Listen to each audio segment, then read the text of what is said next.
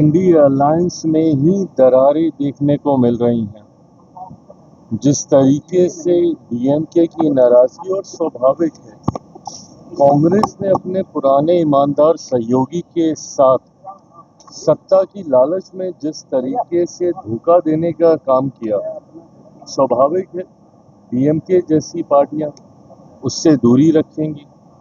ताज्जुब तो मुझे ममता जी का है कि जिस उत्साह के साथ ममता जी इस बार इंडिया अलायंस की बैठक में हिस्सा लेने के लिए एक दिन पहले ही वहां पर उपस्थित हो गई हैं। ये वही ममता बनर्जी जी हैं जिनके बारे में जिस तरीके से राहुल गांधी जी के द्वारा बंगाल चुनाव के दौरान अपशब्दों का इस्तेमाल किया गया था, उनके भ्रष्टाचार, उनकी पार्टी के द्वारा हिंसा को बढ़ावा देने का आरोप तक लगाया गया था, उसके बावजूद आज वो जिस तरीके से पहुंची है, तो ये दर्शाता है कि ये अलायंस कहीं ना कहीं एक समझौता है, एक दूसरे की बुराइयों को छुपाने के लिए, एक दूसरे की कमजोरी को छुपाने के लिए, और इसीलिए कभी भी ये अलायंस सफल नहीं हो पाया। आज पुनः ये लोग एक बार बैठ रहे हैं रणनीतियों को तय करने के लिए, बट इतिहास गवाह रहा है कि जब जब अलायंस को एकजुट रहने की जरूरत थी, तो अपने लालच में इन लोगों ने एक दूसरे को ही धोखा देने का काम किया है। तो ऐसे में ऐसी बैठकों के कोई मायने नहीं रहता। आज एमएलसी का नॉमिनेशन है आपके पार्टी से लिए विधान परिषद सदस्य का नामांकन किया क्या कहें? नहीं, देखिए, ये स्वाभाविक प्रक्रिया का हिस्सा है। समय समय पर विधान परिषद में सदस्य अलग अलग दलों से चुनकर जाते हैं। मेरे लिए और मेरी पार्टी के लिए ये खुशी की बात है, गर्व की बात है कि आज हमारे चुने हुए विधायकों की बदौलत हमारे विधानसभा में विधान परिषद में एक सदस्य आज नामांकन अपना भरने जा रहे हैं।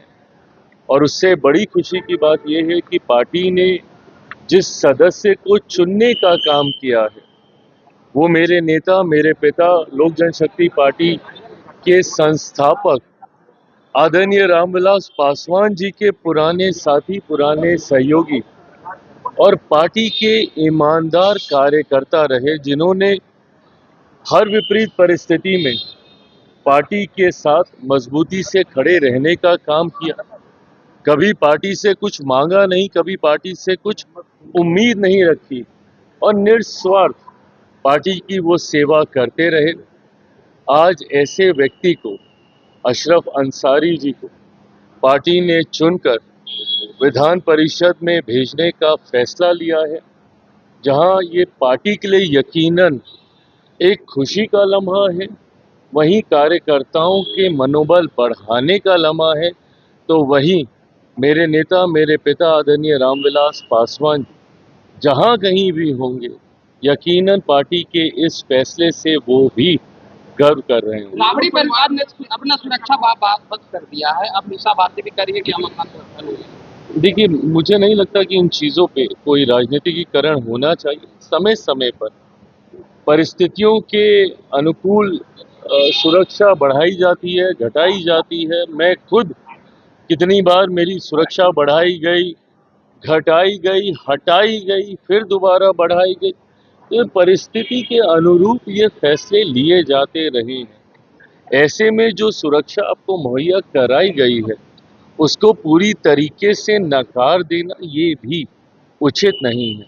जिस भी श्रेणी की सुरक्षा आपको दी गई है, इस सोच के साथ दी गई है कि कल को किसी प्रकार की कोई अप्रिय घटना ना घटे, पर इसमें राजनीतिकीकरण इसका करते हुए पूर्णतः सुरक्षा हटा देना और सरकार के द्वारा जो भी सुरक्षा दी गई है उसको स्वीकार ना करना और इसको एक राजनीतिक रंग देना, मैं मानता हूं ये उचित नहीं है।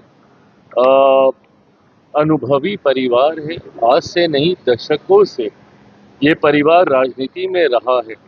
ऐसे में इस तरीके के फैसले कहीं ना कहीं जिद को दर्शाते हैं, जो मुझे नहीं लगता कि इस परिवार की अनुभव और मर्यादा के अनुकूल है। एमएलसी का नामांकन है, लेकिन तेजस्वी यादव और लालू प्रसाद यादव नहीं है। क्या पूर्व सुनील सिंह आज नामांकन भी करेंगे? तो ये गंभीरता का अभाव दर्शाता है। नेता प्रतिपक्ष कई बार कई महत्वपूर्ण लम्हों पर उनकी उपस्थिति का नहीं होना, उनका उपस्थित नहीं रहना दर्शाता है कि जितनी गंभीरता अपने पद को लेकर उनमें होनी चाहिए शायद वो नहीं है।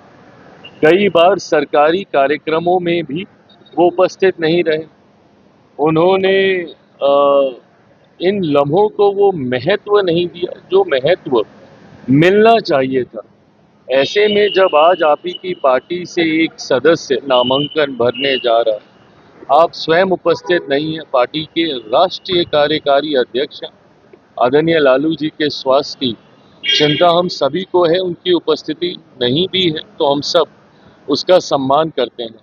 पर तेजस्वी जी का नहीं होना दर्शाता है कि वो आज भी अपने पद और राज्य की राजनीति को लेकर गंभीर नहीं है। सर राहुल गांधी ने कहा है कि प्रधानमंत्री युवाओं को रील और पकौड़े तलने के लिए।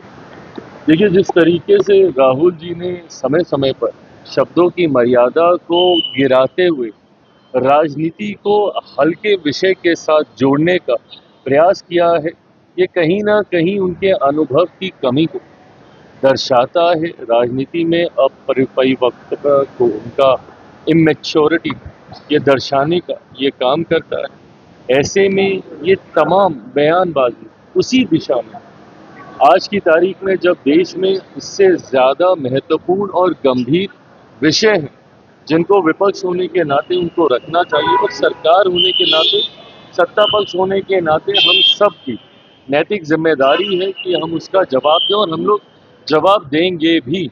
पर जब वो स्वयं बातों को इतना हल्का कर देते हैं तो दर्शाता है कि वो खुद ही गंभीर विषयों को लेकर गंभीरता नहीं रखते।